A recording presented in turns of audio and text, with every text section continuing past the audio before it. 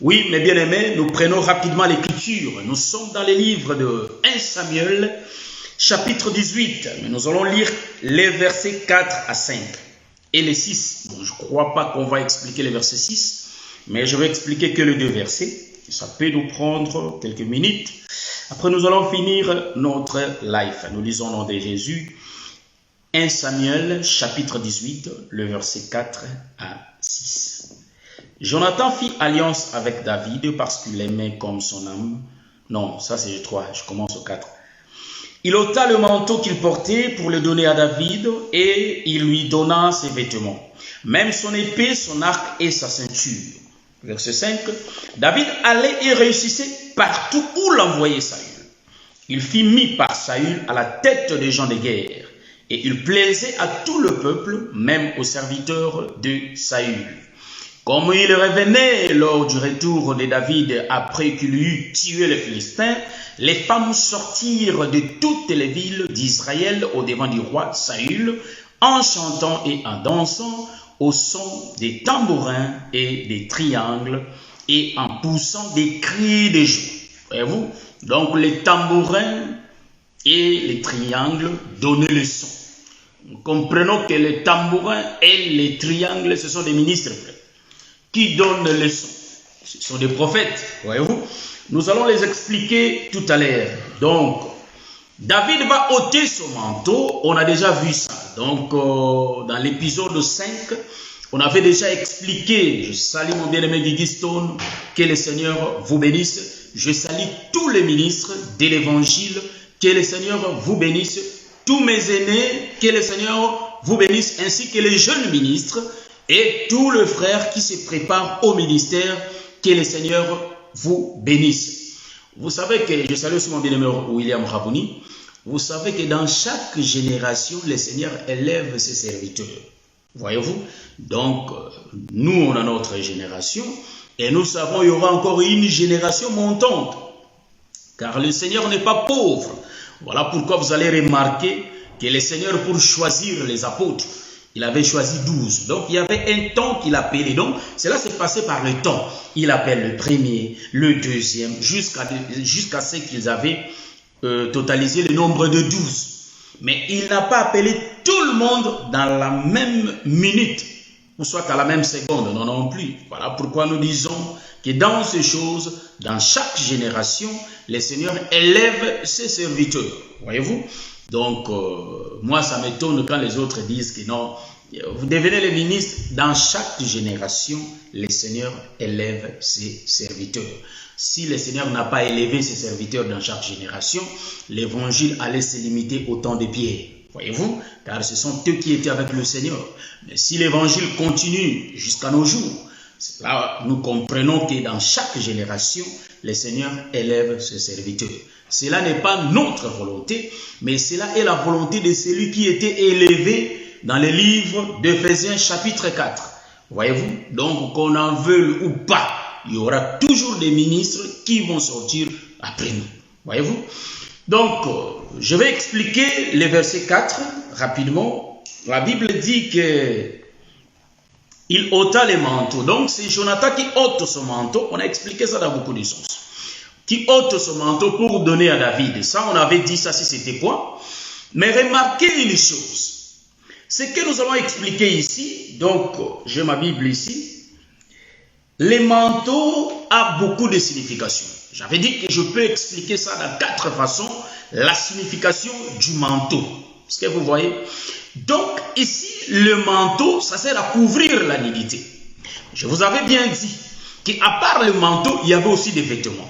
Mais j'ai dit que dans chaque épisode, je vais commencer à prendre le verset 4 parce que je ne vais pas me focaliser toujours à expliquer le manteau, expliquer les vêtements, expliquer, sinon on ne va pas progresser. Ouais. On ne court pas bien sûr, mais il faut qu'on savoure un peu, comment dirais-je, il faut qu'on savoure un peu ce qu'on est en train d'entendre. Voyez-vous, comme le son de la musique. Hein? Car l'évangile, c'est la musique, c'est la chanson, frère. Donc nous comprenons ici que je vais, même si je touche les manteaux, il y aura le temps que je vais expliquer les vêtements, je vais expliquer l'arc. Donc petit à petit, en entendant, je vais avancer aussi dans les autres écritures, vous voyez. Donc ici, nous comprenons, nous allons prendre les manteaux étant la délivrance. Donc pour prendre les manteaux étant la délivrance, nous sommes dans le livre d'Ésaïe chapitre 61. J'avais expliqué ça, le verset 10. J'ai dit les manteaux parce que Jonathan avait donné à David son manteau. J'explique Ésaïe chapitre 61, le verset 10. Manteau, nous allons le prendre étant la délivrance. Et nous allons donner l'explication. 61, verset 10, je crois. Je crois. Mais je vais voir, si je ne trouve pas, je vais changer, il n'y a pas de problème. Ésaïe. Je suis dans Psaume. Moi, je suis dans Psaume, je dis Ésaïe. Donc, rapidement. Voilà, je suis là. Nous lisons au nom de Jésus. Je me réjouirai en l'Éternel. Ça, c'est le bilan de David. Je me réjouirai en l'Éternel. Mon âme sera ravie d'allégresse en mon Dieu. Car il m'a revêtu des vêtements du salut.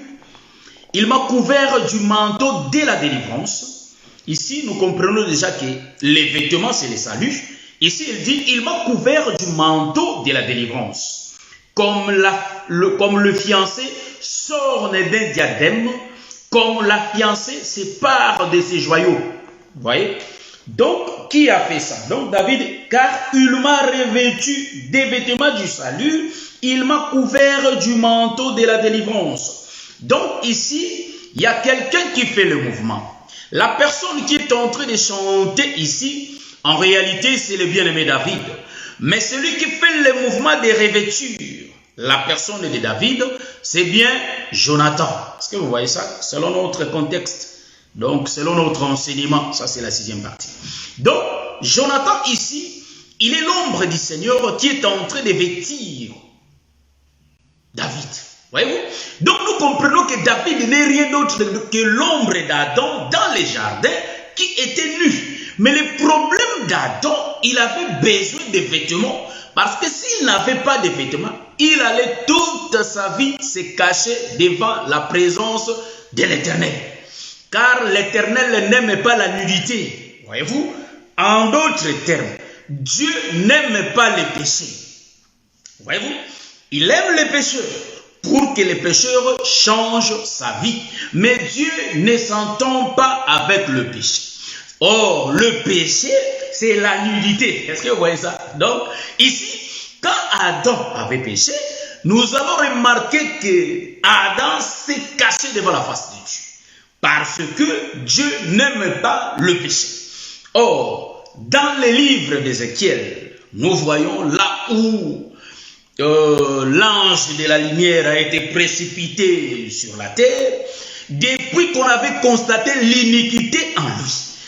On lui avait chassé du ciel. Vous voyez?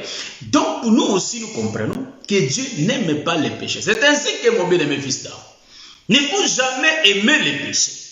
Donc, si tu remarques qu'il y a ton frère à côté qui ne mène pas une vie bonne, une vie droite, il faut en réalité, je salue ma soeur Karine Pioka depuis la France, que le Seigneur bénisse. Donc, il faut aider les frères à retourner dans le bon chemin. Est-ce que vous voyez ça? Donc, quand je dis le bon chemin, il faut exhorter les frères pour que les frères marchent droitement devant ce Dieu et de nouveau la crainte de l'Éternel. Car notre Dieu aime ceux qui les craignent. Voyez-vous? Ceux qui gardent sa parole. Donc, dans cette écriture que nous avons lue dans le livre d'Ésaïe, nous allons remarquer que celui qui fait le mouvement des revêtures, c'était Jonathan qui est l'ombre de Christ qui donne son vêtement. Nous comprenons que si on n'a pas de vêtements, on ne peut pas en réalité résister devant la présence de Dieu. Or, notre Dieu, c'est le Dieu qui a été vêtu dès le commencement. Il avait déjà son habit. Voilà pourquoi Dieu, quand il nous a regardés, il a vu que nous n'avions pas des habits. Voilà pourquoi il était descendu pour nous donner la vie. Or, Jonathan ici donne à David son manteau. Or, le manteau, en réalité, enlève la nudité de David, couvre la nudité de David. Nous comprenons qu'en réalité, David est délivré, en réalité, de sa nudité. Donc ici, nous allons dire quoi? Donc, nous allons dire que le manteau sert à nous délivrer. Or, quand les gens te regardent, directement, ils vont voir que tu as porté un manteau. Or, le manteau là s'appelle Jonathan. Donc, l'Écriture nous recommande, je salue ma soeur Fada Louzayamo, ma soeur Wanimbila, que le Seigneur vous bénisse. Donc, automatiquement, nous allons comprendre que le manteau, c'est tout un homme qu'on appelle le Seigneur Jésus-Christ. Voilà pourquoi l'Écriture nous dit que revêtez-vous du Seigneur Jésus-Christ, car Jésus, c'est un habit qu'on peut revêtir. Jésus-Christ, c'est le manteau, nous le connaissons dans cet évangile. Voyez-vous? Donc ici, en réalité, David a été délivré. Pourquoi? Parce qu'il n'avait pas l'identité du palais royal. Pour entrer dans le palais royal, il faut avoir les habits royaux. Les habits qui se portent dans le palais royal. Donc David, pour y accéder, en réalité, c'est Jonathan qui lui donne l'habit. Nous comprenons ici que le bien-aimé Jonathan, il est l'ombre de Christ qui nous donne l'habit qui est lui-même. Donc Jonathan est identique à son vêtement, à son manteau. Donc Jonathan est égal au manteau.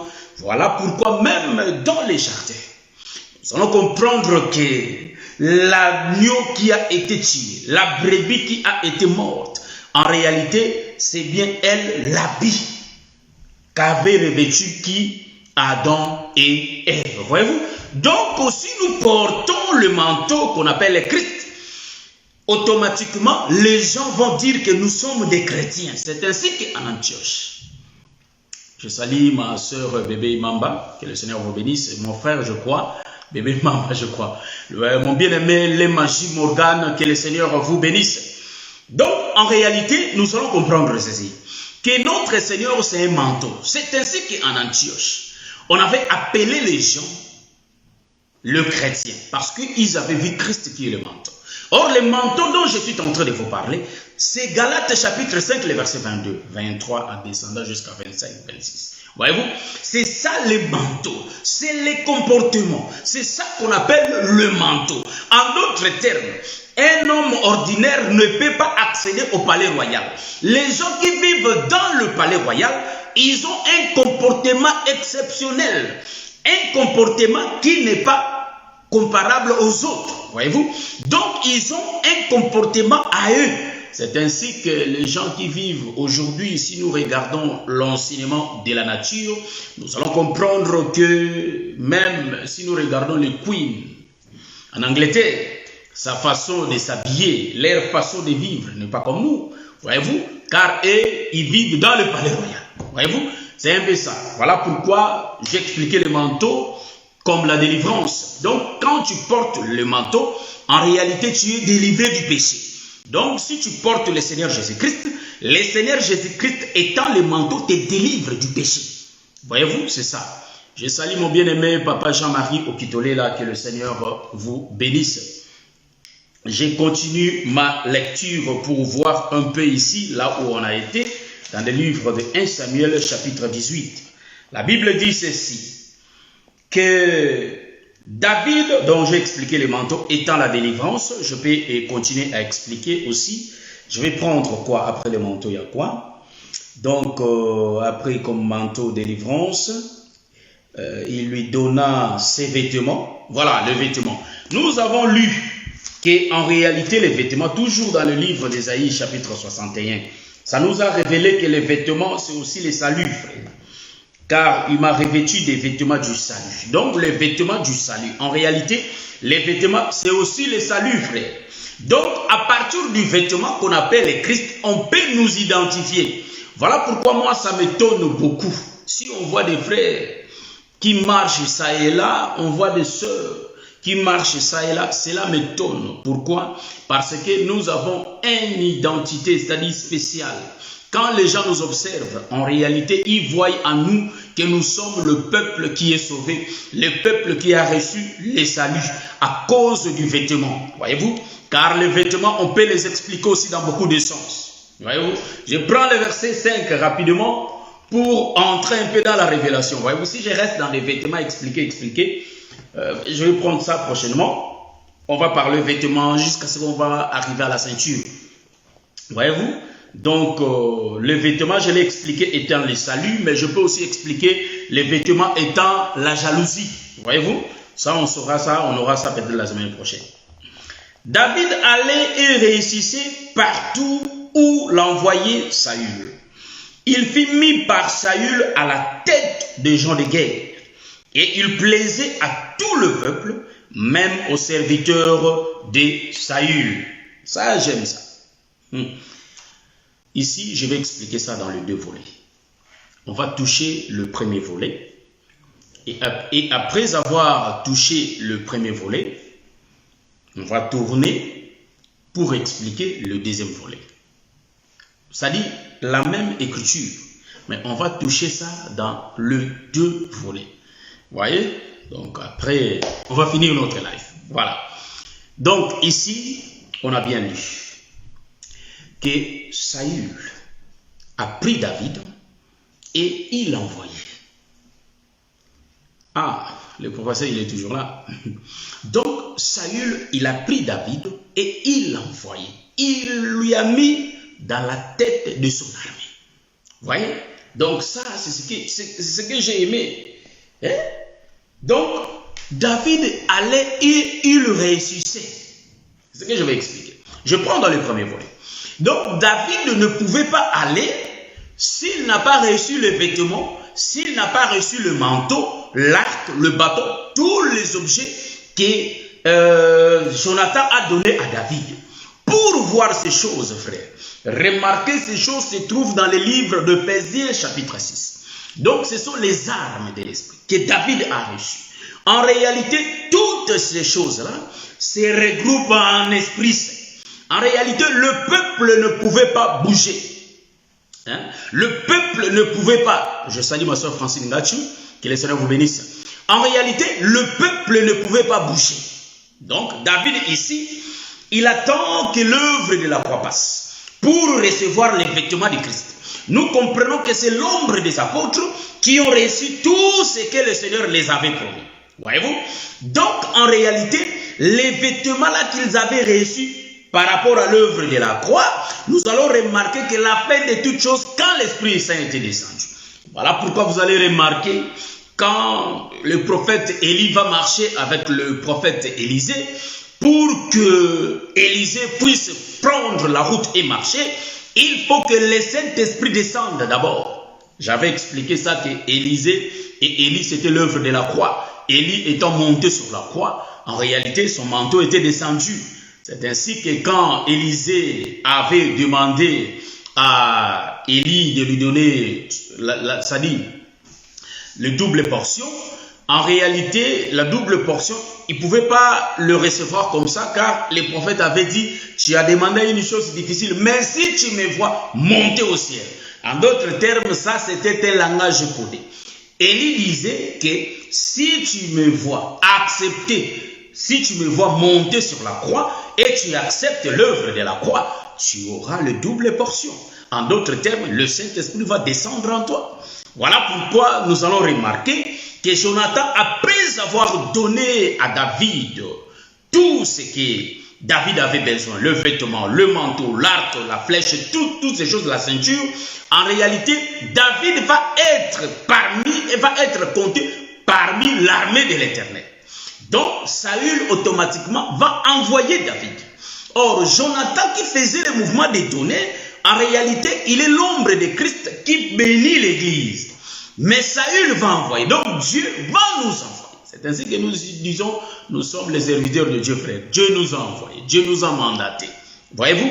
Mais pour faire ce mouvement, il faut d'abord que nous recevons les vêtements.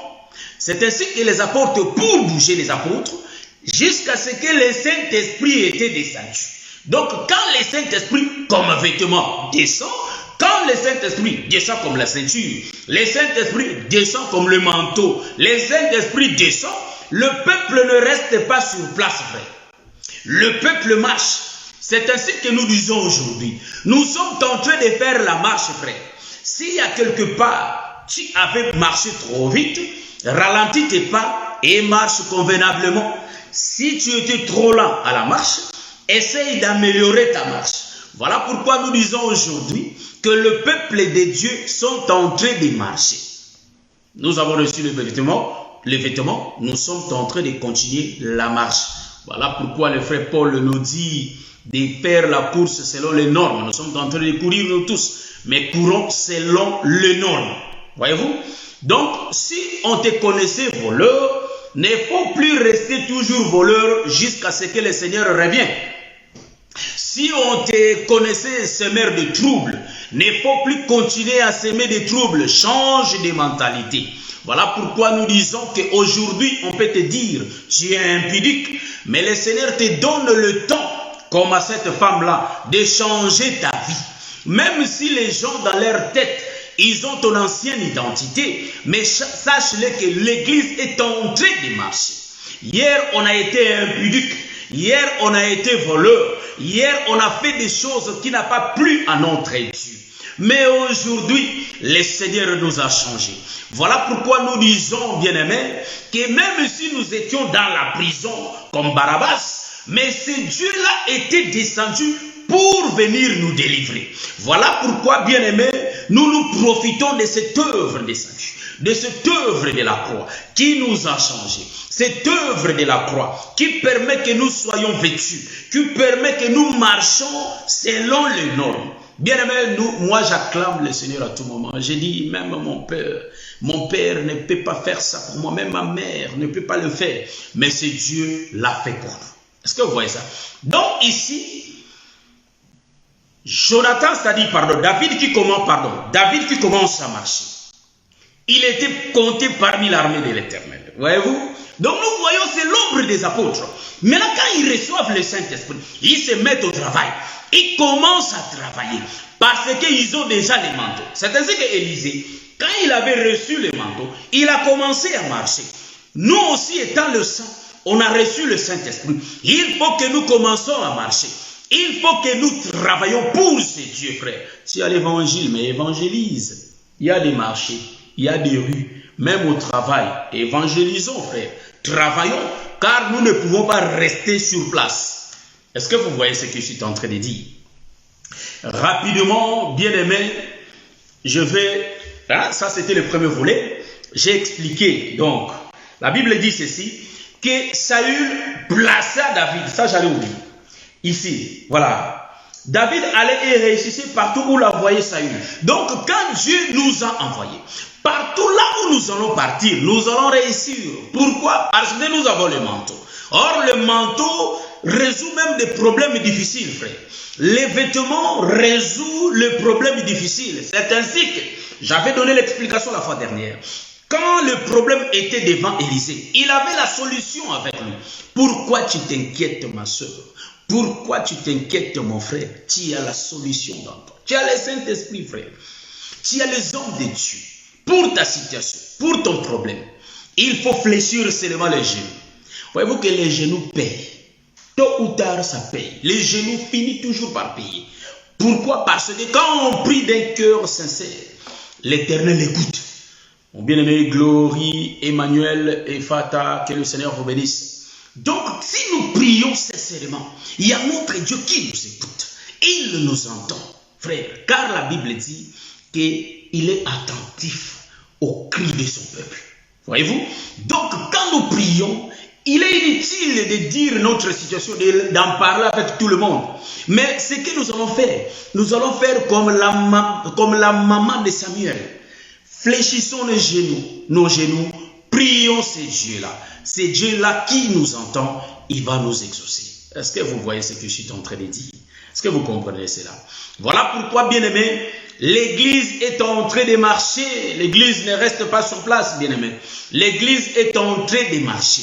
Il ne marche pas seul, mais le conducteur est là. Le conducteur qui a les yeux, c'est le Seigneur Jésus-Christ. C'est lui qui est en train de nous conduire.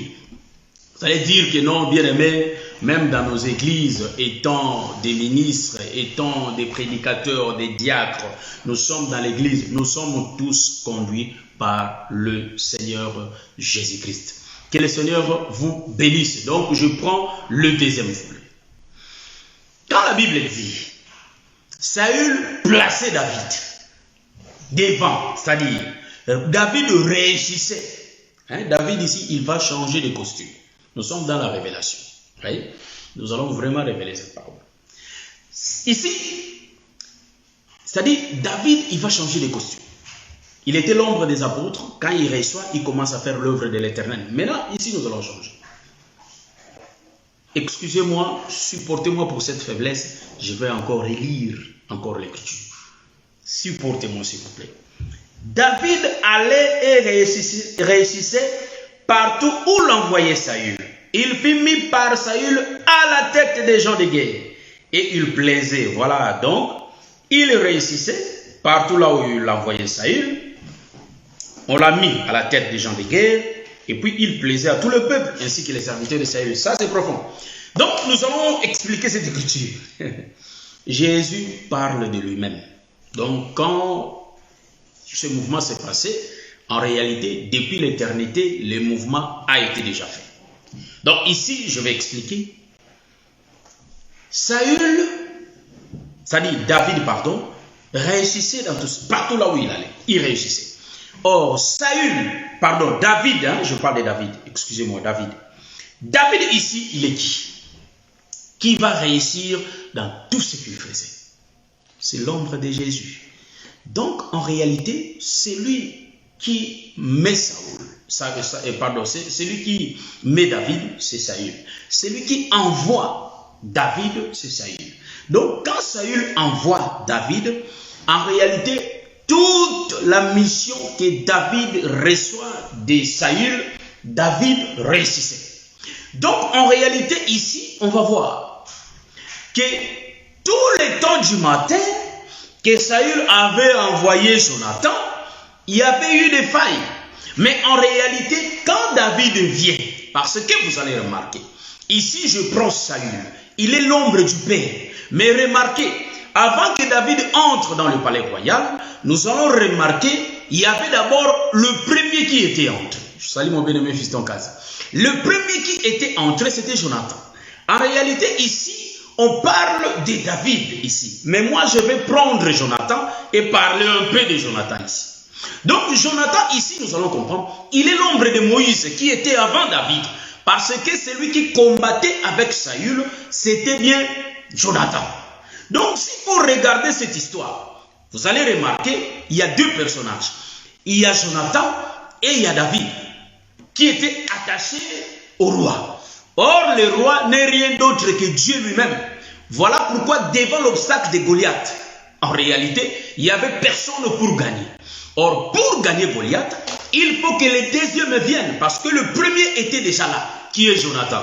Dans les lots, exactement, les trois frères de David, ils étaient déjà là. Ça explique la loi, les psaumes. Non, pas ça aujourd'hui. Aujourd'hui, vous savez que moi, je le dis toujours, nous aimons nos autoroutes du Congo, frère. Hein? Les Congo, nous aimons ces autoroutes.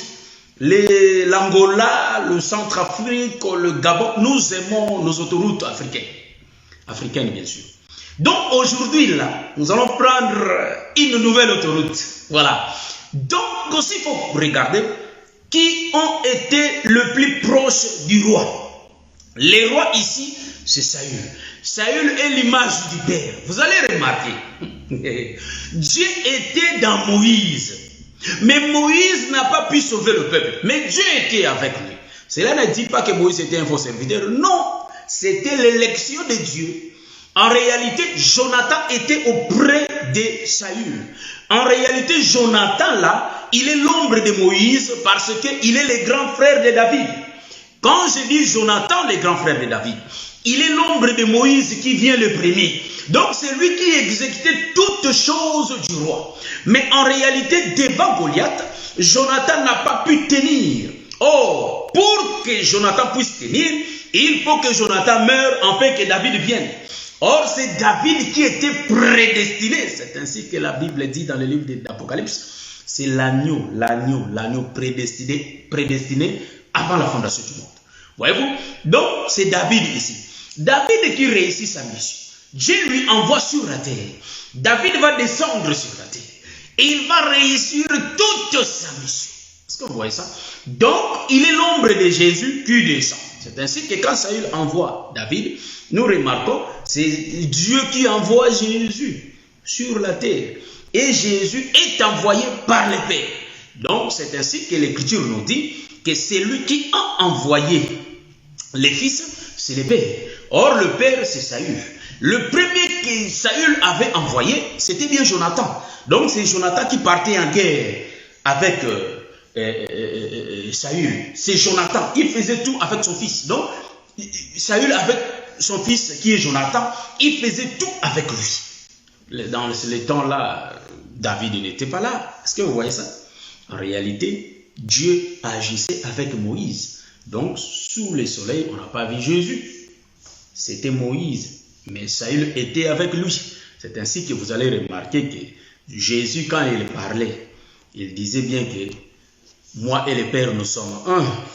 Jésus qui marchait, il n'était pas seul sur la croix. On avait remarqué, mon Père, pourquoi m'as-tu abandonné? Nous comprenons là où Jonathan partait, Saül était là. Voyez-vous? Donc, Saül marchait avec Jonathan. Là où David partait, Saül était là. Donc, Saül qui était là, c'était sa parole qui accompagnait David. En d'autres termes, il était là. Je vais continuer mon explication. Donc, ici, vous allez remarquer, David va faire que réussir dans tout ce qu'il va entreprendre. Hein? Détaillons chaque pièce par pièce. Donc, en réalité, il fut mis par Saül à la tête des gens de guerre. Les gens de guerre, frères, ça, ne faut pas comprendre les gens de guerre en français. Voyez-vous? Donc, c'est un problème de la guerre ici. Donc, pour aller à la guerre, il faut être un soldat. Parce que la Bible dit que nous avons l'Éternel des armées. Nous avons comme Dieu l'Éternel des armées. En d'autres termes, nous avons une armée de l'Éternel. Même si nous voyons les Écritures, nous allons remarquer quand Élie était là, je crois. Élisée, je crois bien, il était là. Il voyait l'armée de l'Éternel, mais son serviteur ne le voyait pas, jusqu'à ce qu'Élisée a ouvert les yeux de ses serviteurs. Voyez-vous, pour voir ce qui les entourait. Est-ce que vous voyez ça? Donc nous remarquons, Dieu a une armée qu'on ne peut pas voir. Donc, en réalité, c'est ainsi que la Bible dit que Michaël est l'un des chefs de l'armée. Voyez-vous, pourquoi la Bible dit l'un? Parce qu'ils sont beaucoup. Est-ce que vous voyez? Il y a beaucoup de chefs de l'armée. Aujourd'hui, nous les entendons et on croit les expliquer dans les prochains enseignements. Voyez-vous? Donc, Michaël est l'un, Gabriel est l'un, hein, parce qu'il y en a beaucoup. Ainsi que pour voir l'armée de l'Éternel, il faut regarder l'armée de la nature. Vous allez remarquer qu'il y en a beaucoup de chefs, mais il y a le chef suprême dans tout. Voyez? Donc ici, je vais prendre lecture pour dire que il était mis à la tête de l'armée. En réalité, celui qui est à la tête de l'armée, c'est le fils. Remarquez une chose. C'est le fils le premier-né. C'est lui qui est à la tête de la chose, à la tête de l'armée, à la tête de tout. Or, la Bible dit que le premier-né appartient à l'Éternel. Donc, il était mis parmi les serviteurs, c'est-à-dire les serviteurs, les gens de la guerre. Hein, on a dit quoi? Voilà. Les gens de guerre. Donc, les gens de guerre ici, en réalité, ce sont des prophètes qui sont les gens de guerre. Les prophètes sont venus faire la guerre avec les diables pour libérer le peuple. Voyez-vous? Donc, les prophètes existaient déjà. Parce que ici, on voit comme si David vient rejoindre l'armée. Voyez-vous? Il y avait déjà les gens de guerre. Ici, qui étaient les gens de Saül, les serviteurs de Saül, les gens de guerre. Donc, les gens de guerre, ce sont les prophètes, les serviteurs de Dieu, les prophètes qui faisaient l'œuvre de l'Éternel. Mais remarquez ici, ils étaient là à faire l'œuvre, mais en réalité, on ne voyait pas, c'est-à-dire le progrès de l'œuvre. On ne voyait pas l'augmentation du peuple. Mais remarquez une chose. Quand David va venir, Saül va prendre David, il va mettre David à la tête de l'armée, c'est-à-dire à la tête des gens de guerre. En d'autres termes, David devient le premier, car c'est lui la tête qui conduit tous les corps. Voyez-vous? Donc, tous les prophètes étaient dans David. Quoi, je l'ai dit? Parce que l'armée avait déjà... Donc, les gens de guerre, en réalité, ce sont des prophètes. Les prophètes étaient venus déjà avant. Mais les prophètes n'ont pas pu sauver le peuple. Voilà pourquoi, pour sauver le peuple, il faut que la présence de David soit là. Donc, David, ici, il est l'ombre de notre Seigneur Jésus-Christ. qui est parmi les prophètes. Est-ce que vous voyez ça? C'est ainsi que Jésus, quand il parlait, il dit que je ne suis pas venu abolir la loi, mais je suis venu compléter. C'est-à-dire, il fait l'œuvre de compléter la loi. En d'autres termes, les prophètes sont toujours là, mais moi aussi je viens faire ce qu'eux n'ont pas pu faire. En d'autres termes, nous voyons ici que les gens de guerre, mais lui était mis parmi la tête. Les prophètes étaient là, mais Dieu a mis David à la tête. C'est l'ombre de notre Seigneur Jésus-Christ. Est-ce que vous voyez ça? Remarquez, nous allons continuer la lecture. La Bible dit ceci. Et il plaisait à tout le peuple, même aux serviteurs de Saül. Les serviteurs de Saül ici, et tout le peuple, on va les expliquer. En d'autres termes, quand nous lisons cela, qu'est-ce que nous voyons ici? Les serviteurs de Saül. David se plaisait aux serviteurs de Saül, ainsi qu'à tout le peuple. La Bible a bien souligné qu'à tout le peuple. Remarquez une chose. David, quand il était là, il était en train de parler. Il était en train de faire l'œuvre que Saül l'avait envoyée. En d'autres termes, à la manière des hommes. Le véritable David n'a pas été aimé par tout le monde. Est-ce que vous voyez ça? Mais ici, la Bible souligne que David, en réalité, tout le monde le plaisait. C'est-à-dire, il plaisait à tout le monde. C'est-à-dire, tout le monde l'aimait. Tout le monde là, c'est pas en français. Ici, vous allez remarquer, il y a un peuple prédestiné qui aime David de tout ce qu'il fait, de tout ce qu'il fait comme mouvement, de tout ce qu'il fait comme l'œuvre. Voyez-vous? Donc, je vois mon GSM déconne un peu. Donc, ici, vous allez remarquer que David, qui fait l'œuvre de l'Éternel, qui est aimé par tout le monde, en réalité, tout le monde ici, ce ne sont que les élus. Tout le peuple ici, ce ne sont que les élus. Voilà pourquoi tout le monde l'aimait. En d'autres termes, les élus ont été prédestinés. Le saint, le peuple saint, ce sont eux qui aimaient David, de tout ce qu'il faisait.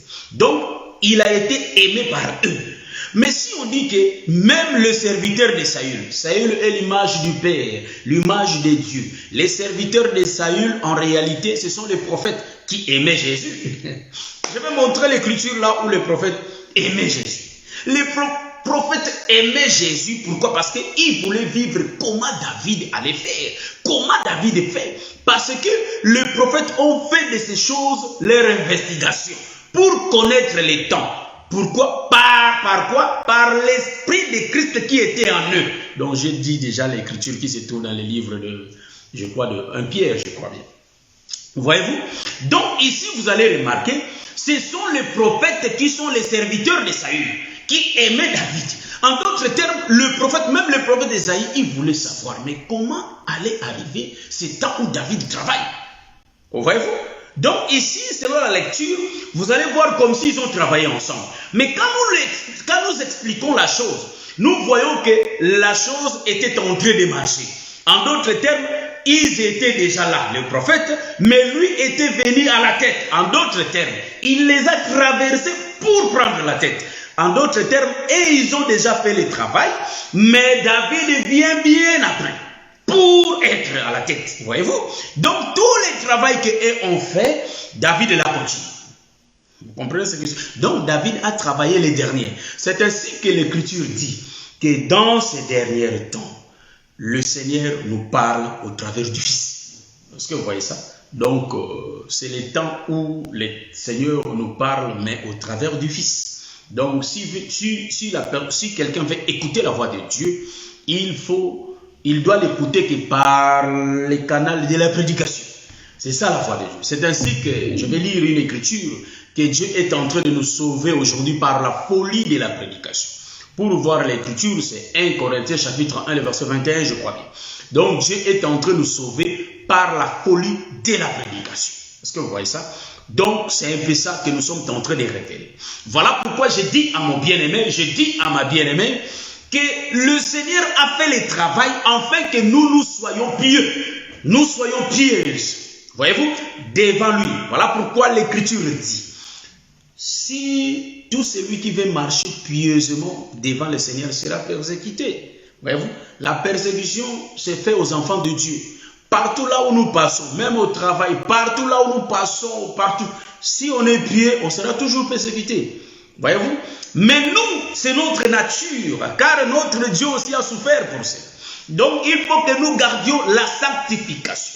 La sanctification de nous aimer comme nous-mêmes. Est-ce que vous voyez ça? Donc, c'est la chose que le peuple de Dieu n'arrive pas à faire. Nous aimons Dieu. Physiquement, on n'a pas vu Dieu. Spirituellement, on l'a vu. On a été dans l'éternité, on connaît Dieu. Voyez-vous? Mais les problèmes, est-ce que physiquement dans les temps, tu as déjà vu Jésus? Mais Jésus qui réclame que non, j'ai été nu, mais vous ne m'avez pas revêtu. Est-ce que vous voyez ça? Jésus, est-ce qu'on voit la place où Jésus était nu? On ne voit ça nulle part. Je descends un peu pour expliquer ces choses. Hein? Vous voyez? Je descends un peu. Écriture par écriture. Donc, Jésus qui dit qu'il a été nu. L'amour de Dieu ne consiste pas à aimer seulement ce que nous connaissons, frère. Non, pas ça. Il faut aimer même les gens qu'on ne connaît pas. Les gens qu'on ne connaisse pas, on va les aimer, car c'est la loi de l'Éternel. C'est ainsi que si l'homme et la femme dans la maison n'arrivent pas à s'aimer, là, ça devient un problème. C'est ainsi qu'aujourd'hui, vous voyez, il y a beaucoup de divorces, parce que même les chrétiens sont attirés par le matériel. Hein? Vous allez m'excuser, frère. Même les chrétiens sont attirés par le matériel. Bon, vous savez que si, heureusement que notre Seigneur Jésus-Christ, le roi des rois, il était un homme spirituel. Est-ce que vous voyez ça? Jésus était un homme spirituel.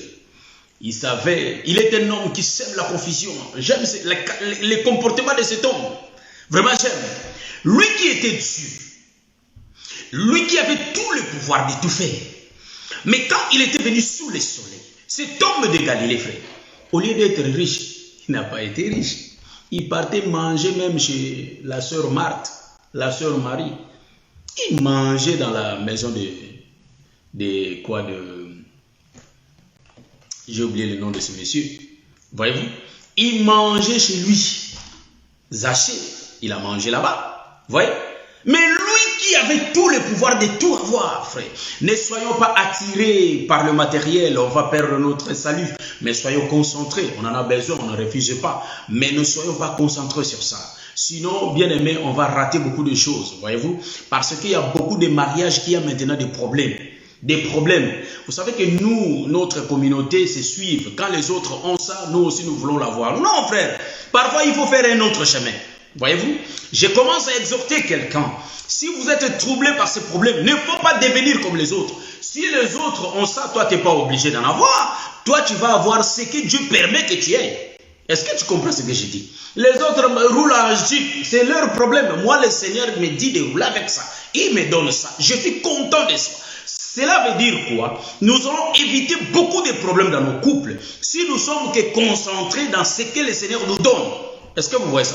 Pourquoi des tumultes? Pourquoi des comparaisons au milieu de nous, frère? Hein? C'est ainsi que vous allez remarquer, même l'Écriture révèle qu'il y avait aussi le pauvre Lazare. Il craignait Dieu. Il marchait avec Dieu. Voyez-vous? Il n'était pas riche. C'est ainsi que l'évangile commence à changer. Les gens croient que non, si on croit en Jésus, on est riche. Non, c'est faux. Il y avait des gens qui étaient riches. Il y avait aussi des gens qui n'avaient pas de moyens. Mais ils étaient des chrétiens. C'est ainsi que les apôtres disaient d'aider les indigents, d'aider les pauvres, les veuves, de les aider. Parce qu'ils n'avaient pas l'argent. Avoir Jésus n'est pas synonyme d'avoir l'argent, mes frères. Est-ce que vous voyez ça, mes soeurs? Aujourd'hui, je marche autrement comme prévu, mais que le Seigneur nous soutienne. Voyez-vous? Donc, nos mariages ont des problèmes. Nos foyers, nos familles ont des problèmes. La jalousie entre à cause des comparaisons. Pourquoi comparons-nous? Ça ne sert à rien. Voyez-vous? Mais nous restons seulement pieusement et marchons selon la voie de l'Éternel. Si le Seigneur nous donne, nous disons Amen. Car il a comparé nous, il nous a comparé même avec les arbres. Les arbres qui ne travaillent pas, qui font rien, mais le Seigneur les a vêtus. Voyez-vous? Et nous, combien de fois nous? Les oiseaux du ciel qui ne travaillent pas, le Seigneur leur donne la nourriture. Combien de fois nous? Moi, ce que je vais demander au peuple de Dieu, aux enfants de Dieu, de nous contenter à ce que le Seigneur nous donne. Et soyons dans la joie. Car la Bible dit que c'est la bénédiction de l'Éternel qui enrichit. Vous savez cette bénédiction, c'est la grâce de connaître cet évangile et ne se fait suivre d'aucun chagrin. Si on connaît l'évangile, bien aimé, il n'y aura aucun chagrin au milieu de nous. Je vais continuer à lire l'écriture, frère. Nous continuons notre partage. Et la Bible dit, comme il revenait lors des retours, je lis l'écriture, comme il revenait lors du retour de David, après qu'il ait tué les Philistins, les femmes sortirent de toutes les villes d'Israël au devant du roi Saül en chantant et en dansant au son des tambourins et des triangles, en poussant des cris de joie. Ah, ça c'est bien, j'aime cette écriture. Comme il revenait, je le répète, comme il revenait lors du retour de David, après qu'il eut tué les Philistins, les femmes sortirent de toutes les villes d'Israël au devant du roi Saül, en chantant et en dansant au son des tambourins et des triangles et en poussant des cris de joie. Voilà. Donc, en réalité, je vais expliquer. Saül ici et David, ça c'est grave ça. Donc, en réalité, il y a eu des événements au chapitre 17. C'était la guerre avec le Philistin. Bon, parce que on est révélation, on va expliquer révélation net aussi ici. Je ne sais pas si on a déjà fait 1 heure du temps, je ne crois pas. Donc, je ne crois pas qu'on a déjà fait 1 heure.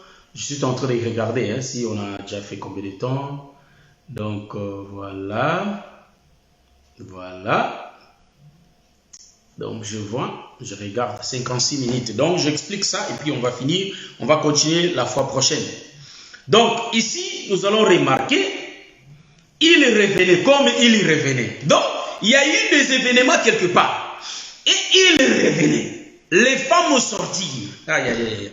Donc, ils viennent de quelque part. Ça, nous allons prendre l'écriture. Ils viennent de quelque part. Donc, les événements qui étaient passés, c'était dans l'éternité, frère. Voyez-vous, la guerre avec Goliath et tout, c'était en éternité. La guerre a été faite. L'agneau a été prédestiné. Maintenant, ils reviennent. Ah, ça, nous aimons ça. Quand ils reviennent, les femmes sortent en chantant et en dansant. On sent les tambourins. Est-ce que vous voyez ça? Ici, vous allez remarquer ce que je suis en train de faire. J'avais oublié de vous dire que je ne vais pas trop lire l'écriture. Je vais commencer seulement à réciter, mais vous savez que c'est écrit. Donc, en réalité, ici, vous allez comprendre. Quand ils viennent, il y a les femmes qui sortent. Donc, ils viennent de quelque part pour arriver au pays des femmes. Dans ce pays-là, il n'y avait que des femmes, car les hommes n'étaient pas sortis. Il n'y avait que des femmes qui étaient sorties. Je vais expliquer ça dans 2 volets. Mais je prends le premier volet. Je crois que j'ai fini le premier volet, et puis le deuxième volet, on va expliquer ça la fois prochaine. Donc, je prends le premier volet. Quand David vient, les femmes sortent. Les femmes ici qui sortent. Donc, nous sommes dans les pays des femmes. Les pays des femmes, c'est là où on n'a pu pas trouver un homme, frère. Car l'événement qui se faisait dans le monde, en réalité, il n'y avait personne pour le faire. Or, l'événement a été prédestiné. C'est ainsi que la Bible dit que l'agneau a été immolé. Donc, nous voyons déjà sur la croix, là où, en réalité, Jésus a été immolé. Donc, quand il vient dans les temps, le mouvement va s'accomplir car l'événement a été déjà fait. Voilà pourquoi si nous voyons le mouvement de la croix, nous allons voir ça quand Adam était monté sur la croix. Voyez-vous? Donc, Adam était sur la croix. Or, Adam qui était sur la croix, voyez-vous, pour que Ève soit sauvée, il faut que Adam meure pour Ève, afin que Ève ait la vie. Voilà pourquoi vous allez remarquer que Adam était devenu aussi nu. Parce que Adam est égal à l'agneau. Donc, l'agneau que Dieu a enlevé la peau, en réalité, c'est Adam. Que Dieu enlève les habits. Quand est-ce que Dieu va enlever les habits? Vous allez remarquer, Ève va enlever l'habit d'Adam et Dieu aussi va enlever l'habit d'Adam. C'est ainsi qu'il y a Israël qui a tué Jésus. C'est aussi Dieu lui-même qui avait tué Jésus. Voyez-vous? Donc nous comprenons que c'est Dieu qui avait déshabillé Adam, mais c'est aussi Ève qui avait déshabillé Adam. Or, Ève, en réalité, c'est l'ombre d'un peuple qui déshabille Adam. Si vous allez remarquer, Dieu aussi, c'est le Père qui déshabille les fils. Est-ce que vous m'avez vu? Je vais réexpliquer le mouvement. Adam était monté sur la croix. Donc, dans les jardins, il y a tout. Tout est là dans les jardins. Sauf que, le frère Paul le dit bien, ce n'est pas l'exacte représentation. Mais si nous regardons dans l'œil spirituel, nous voyons ça clairement. Adam était monté sur la croix. Vous savez que Adam, quand il était descendu sur la terre, Adam était descendu sur la terre. Je répète, Adam était descendu sur la terre. Je donne l'explication. Vous savez, Dieu c'est Adam. Jésus était descendu. Jésus était Dieu. Donc Adam aussi doit descendre. Le problème c'est quoi? Le mouvement que Adam a fait, Dieu a fait avec Adam, sauf que en Jésus, on le voit normal parce que nous tous nous passons par ce mouvement. Mais ce mouvement que nous passons tous par ce mouvement, nous allons regarder pour bien voir ça. Il faut voir ça dans les jardins. Nous rentrons dans les jardins pour aller voir ça. Vous allez remarquer, Dieu était descendu. Or, la descente de Dieu, Dieu va entrer dans le corps de Marie. Le corps de Marie, en réalité, c'est la terre. Vous voyez? Donc, le corps de Marie, c'est la terre. Là où Dieu va prendre la forme, Dieu va prendre la terre et il va entrer dans la terre. Voyez-vous? Dieu entre dans un corps qu'on appelle terre.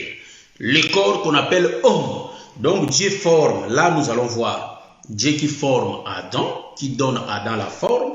En réalité, c'est le mouvement fait, c'est le mouvement que Dieu fait dans le ventre de nos mères. En réalité, la terre là, c'est Marie. Voyez-vous? Donc, Dieu va former Adam. Dieu forme le corps. Mais Dieu, une chose qu'il va faire, il va descendre. Donc, Dieu qui était descendu pour former, il va entrer dans Adam. Quand il entre dans Adam, nous comprenons c'est Jésus qui prend le corps. En réalité, Jésus, c'est Dieu. Le souffle qui était en Adam, c'est Dieu. C'est ainsi que Adam était l'image de Dieu. Est-ce que vous voyez ça? Il va entrer. Adam était sans tache, sans péché, sans quoi que ce soit. Adam était un peuple saint.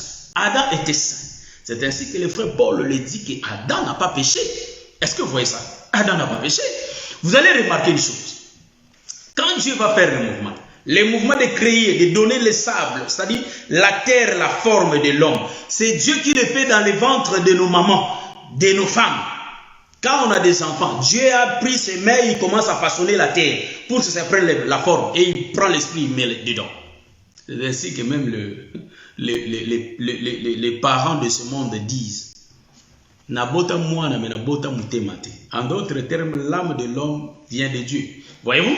Donc ici, nous allons dire ceci, mon bien-aimé Guiguston. Nous allons dire ceci. Dieu fait le mouvement depuis les jardins. Il va prendre Adam. Il va prendre Adam. J'aime ce mouvement, frère, car c'est l'œuvre de la croix qui était passée dans les jardins. Il va prendre Adam, un innocent qui ne connaissait pas les péchés, frère. Il va prendre Adam. Adam, c'est l'homme de Jésus. Pourquoi je l'ai dit? Parce que Dieu, quand il montrait Adam, tu mangeras de tous les arbres, mais pas cet arbre. C'est ainsi que Jésus connaissait la loi. Il était né sous la loi. Jésus connaissait bien la loi. Jésus connaissait la loi, mais il n'a pas péché, mais il a été obligé de prendre, de porter nos péchés. Est-ce que vous remarquez ça? C'est ce qu'Adam avait fait dans les jardins. Donc, ici, Ève va prendre le fruit. Il va donner à Adam. Donc, en d'autres termes, parce qu'il était à côté de lui. Donc, en réalité, Ève était à côté d'Adam. Donc, Adam était à côté d'Ève.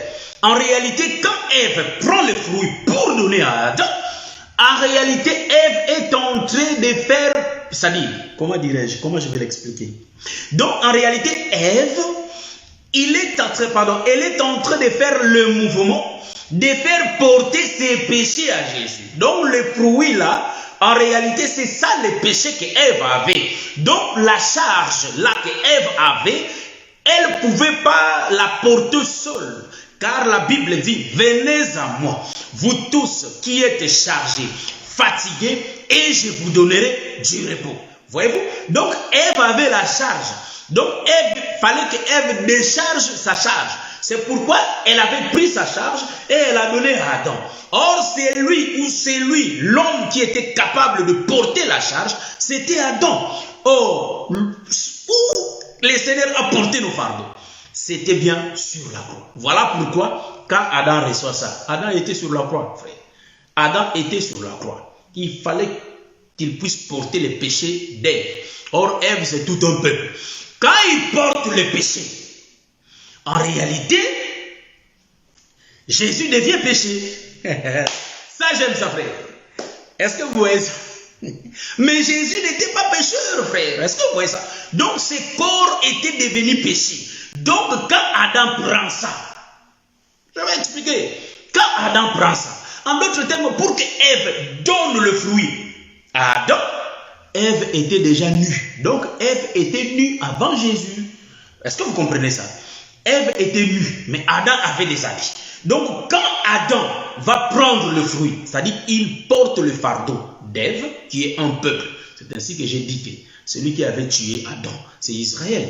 Donc, quand Ève donne, donc Ève c'est l'ombre d'Israël qui va déshabiller Jésus. Donc, quand il donne son fruit à Adam, Adam qui le prend, il devient nu. Donc, il tue Adam. C'est Ève qui a tué Adam. Donc, c'est Ève, tout un peuple qui est Israël, qui avait crucifié Adam. Donc, voilà pourquoi, dans la réalité, nous voyons le mouvement, que ce sont les sacrificateurs qui se sont consultés. Ce sont les Juifs, les Israélites, donc Israël qui a tué Jésus. Est-ce que vous voyez ça? Donc là, le mouvement que je suis en train d'expliquer, c'était dans les jardins. Alors quand Adam le prend, Dieu va faire le dessein pour que nous ayons la compréhension du mouvement d'Adam. Il va prendre l'animal. Il va prendre l'animal, il va enlever en réalité la peau de l'animal pour aller couvrir Adam et Ève. Ah, ça j'aime ça. En tout cas, moi j'aime la révélation, frère.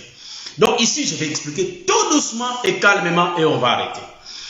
Donc ici, en réalité, Dieu prend l'agneau. Il voulait seulement expliquer l'homme là qui est sur la croix, qui est Adam.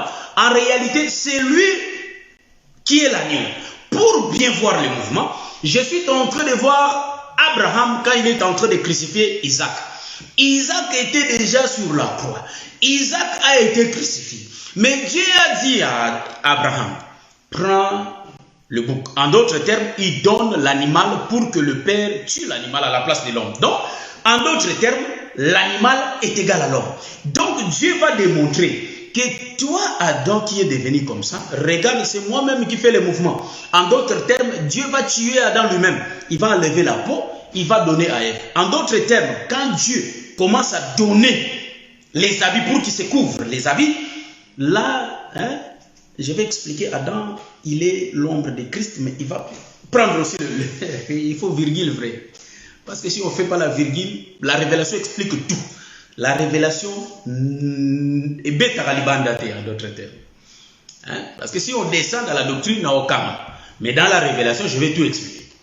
En d'autres termes, Dieu fait ce mouvement. Il explique l'agneau là, c'est Jésus. L'agneau là, c'est Adam. Voilà pourquoi Jean-Baptiste, quand il va voir Jésus, va dire, voici l'agneau de Dieu qui ôte le péché. Donc, voyez-vous? Donc, en d'autres termes, voici l'agneau de Dieu qui ôte la nudité d'Ève. Donc, en réalité, Ève, c'est nous. Dieu va ôter notre nudité. Mais pour que lui ôte notre nudité, il faut qu'il devienne comme nous. C'est ainsi que l'Écriture dit, lui qui était égal avec Dieu, il n'a pas regardé ça comme une proie dévorée, bien aimé. Il s'est rabaissé lui-même en devenant un homme comme nous. Est-ce que vous voyez ça? Jésus s'est rabaissé en devenant comme nous. C'est Adam dans le jardin qui s'est rabaissé en devenant comme Ève. Voyez-vous? Donc il était devenu péché sur la croix. En d'autres termes, le péché c'est la nudité. J'avais dit ça dans les commencements. En d'autres termes, Adam était devenu nu. Il faut que Adam soit porté, soit revêtu. Je vais expliquer ça. Quand Dieu vient avec l'animal, avec la peau de l'animal, pour couvrir à Ève, quand il fait porter Adam et Ève, là, Adam change de costume. Adam devient un peuple. Voyez-vous? Mais nous, quand je suis en train d'expliquer, prochainement je vais continuer, je vais élargir la révélation, mais je me limite là. Quand je suis en train d'expliquer, là où je me suis limité, je suis en train d'expliquer qu'en réalité, cet homme d'Adam, il s'est fait comme Ève. Il était devenu comme Ève. Voilà pourquoi Jésus est devenu comme nous, jusqu'à porter nos fardeaux. Voyez-vous, quand il porte nos fardeaux, il devient nu. En réalité, parce qu'Ève était déjà nue avant même Adam. Est-ce que vous voyez ce que je suis en train d'expliquer, mon bien-aimé Massamba, Pedro, Joachim? Est-ce que vous voyez ça? Donc, nous aimons vraiment la révélation. L'œuvre de la croix était déjà dans les jardins, frère. C'est ainsi qu'ici, je suis en train d'expliquer. Quand David vient, les femmes sortent pour chanter, pour danser. Ah, si nous continuons la lecture, nous allons voir même Saül qui dit, mais cet homme ici est acclamé comme ça, moi 1000, lui 10 000, mais il reste qu'à me prendre le royaume, la royauté. Est-ce que vous voyez ça, mon bien-aimé frère François? Que le Seigneur vous bénisse. Vous voyez?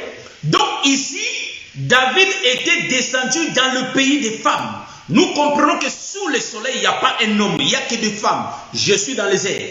Je suis en train d'expliquer que sous le soleil, il n'y a pas des hommes, il n'y a que des femmes. C'est ainsi que le bien-aimé va expliquer que voici l'homme.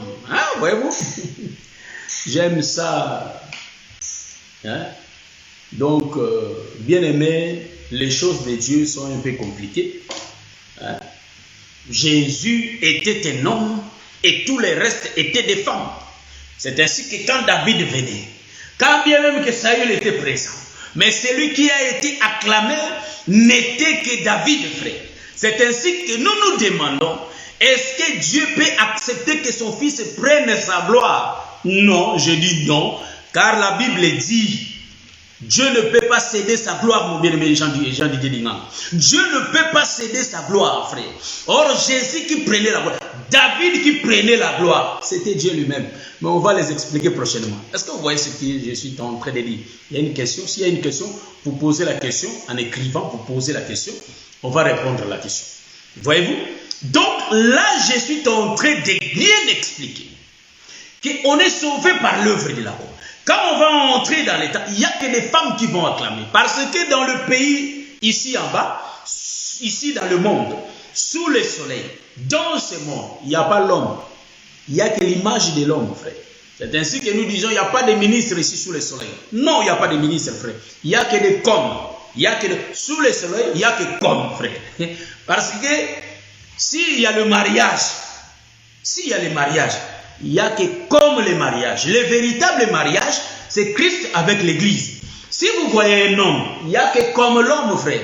Le véritable homme, c'est Jésus lui-même. Si vous voyez un ministre, il n'y a que le comme ministre. Le véritable ministre, c'est Jésus lui-même. Est-ce que vous voyez ça? Donc nous sommes que l'ombre. Dans ce monde, il n'y a que l'ombre. Car le véritable monde existe, frère. Est-ce que vous voyez ça? C'est le paradis, frère. Là où nous allons vivre la réalité. Là où nous allons le voir tel qu'il est. Est-ce que vous comprenez, mon bien-aimé frère François qui toque? Hein? Vous comprenez cela? Donc dans ce monde, nous vivons que dans l'ombre. Hein? L'ombre. Qu'elle comme. C'est ainsi que nous ne pouvons pas taper la poitrine, frère. Car ces choses, ça ne nous appartient pas. On nous a donné ça.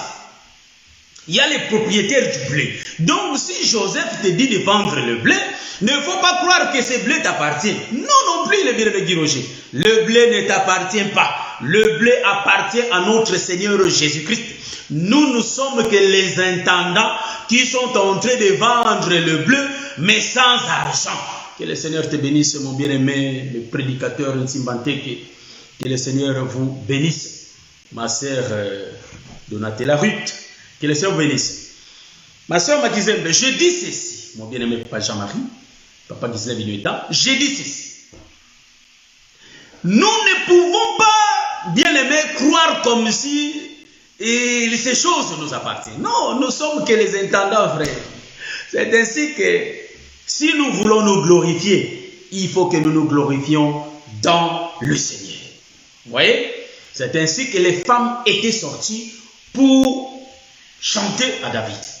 Les femmes qui chantent pour David ici, je suis en train d'expliquer dans les premiers mots. Les femmes qui sont sorties, j'avais bien dit au commencement, ce sont les élus qui sortent pour accueillir l'homme. Voyez-vous? Ces mouvements, je peux aussi les tourner pour l'expliquer. Quand on va accueillir notre mari, Est-ce que vous voyez ce que je suis en train de dire? Donc, le mouvement que je suis en train d'expliquer, le mouvement que les femmes sortent pour accueillir l'homme, c'est ainsi que vous allez remarquer, Jésus va dire, quand je suis en train de parler, il y a mes femmes qui s'approchent. En d'autres termes, je suis en train d'utiliser Jean chapitre 10. Quand Jésus est en train de parler, en réalité, il y a les brebis qui viennent pour adorer cet homme. Donc, le verset là de Jean 10, en réalité, est en train d'expliquer le mouvement du cadavre qui est mort, là où les aiglons vont venir. Voyez-vous? Donc, la voix de Dieu qui est en train de parler, c'est l'évangile qui est en train d'être annoncé.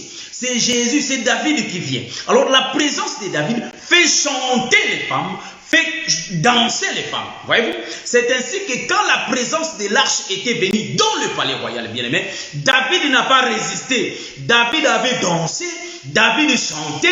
Il avait oublié qu'il était roi. Est-ce que vous voyez ça? Or, David était l'ombre d'une femme. C'est l'église qui dansait quand il a fait le maître. L'arche était Dieu. L'arche était Dieu lui-même. L'arche était le Seigneur Jésus-Christ.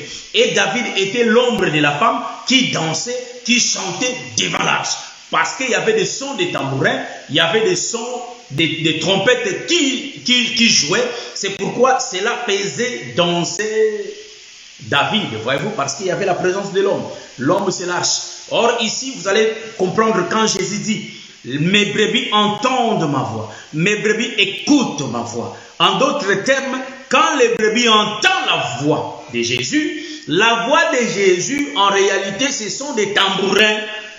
La voix de Jésus, ce sont des trompettes qui se jouent. Ce sont des harpes qui se jouent, qui fait sortir les sons. En d'autres termes, les sons, c'est-à-dire la voix de Jésus, c'est l'évangile. Quand l'évangile se prêche, les femmes chantent. Les femmes sont dans la joie. Est-ce que vous voyez ce que je suis en train de dire? Que le Seigneur vous bénisse. L'autre partie, je vais expliquer les femmes étant le prophète. Que le Seigneur vous bénisse, qui vont chanter pour l'homme. Ça, on connaît ça, mais je vais virguler. On aura une autre couleur par la grâce de Dieu. Vraiment, que le Seigneur vous bénisse. Ce que je vais demander, restons bien. Cherchons la paix avec tout le monde, comme Jésus le dit dans l'Écriture. Quand je dis Jésus le dit, hein, même si quand c'est le frère Paul qui l'a prononcé, mais nous croyons que c'est Jésus, c'est l'Écriture. Toute Écriture est inspirée de Dieu. Est-ce que vous voyez ça?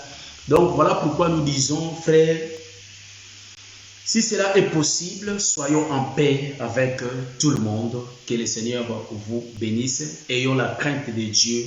Marchons selon la volonté du Seigneur. Fuyons les péchés, frères. Si tu vois vraiment que cette sœur va te faire tomber, écarte-toi d'elle. Reste un peu loin d'elle pour que tu ne sois pas tombé.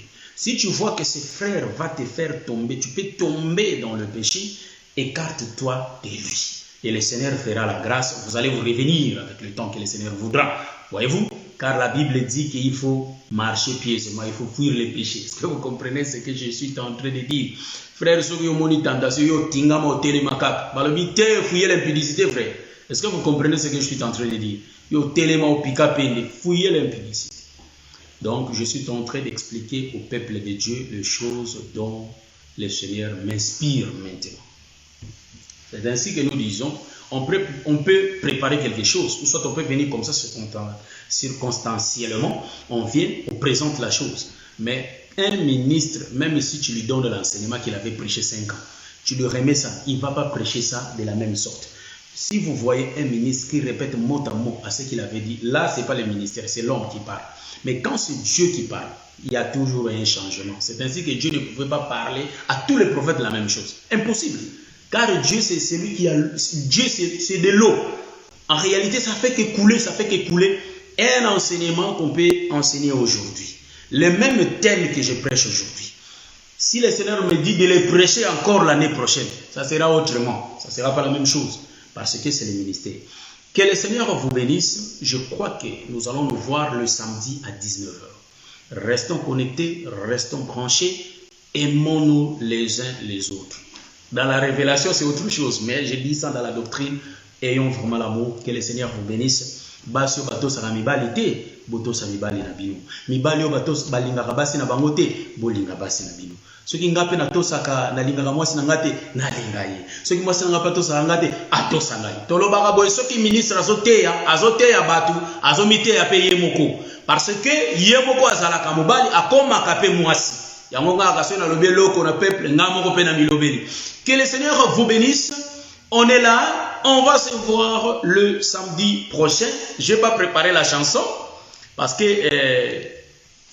mon ami, ma femme, ma conjointe n'est pas là. Donc, dans ce déplié, pour comprendre, je vais chercher. Pour avoir la chanson, je vais aller chez notre frère qui met souvent des chansons. Avec lui.